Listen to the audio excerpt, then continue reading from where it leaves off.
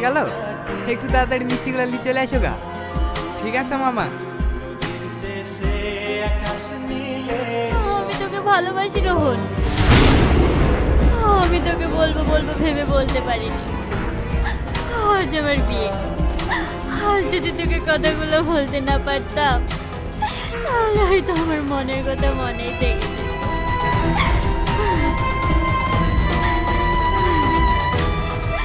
তুই আমাকে বিয়ে করতে পারবি রোহন?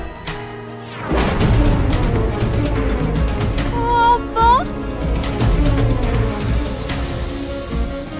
তুই যদি আমাকে আগে বলতি তাহলে এই বিয়েটা আমি কখনোই দিতাম না। তুই যে রোহনকে ভালোবাসিস সেটা যদি আজকে আমি জানতে না পারতাম তাহলে হয়তো তোর ব্যর্থতা দোষী তুই নিজেকেই মানতি। রোহন, তুমি কি আমার মেয়েকে বিয়ে করবা? আমি? হ্যাঁ তুমি। কিন্তু মামা, সাথীর তো আজকে বিয়ে।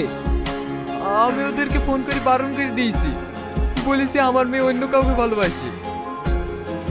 ভাই, সাথী যখন রোহনকে অনেক ভালোবাসে তাহলে বিয়েটা রোহনের সাথেই হোক। রোহন,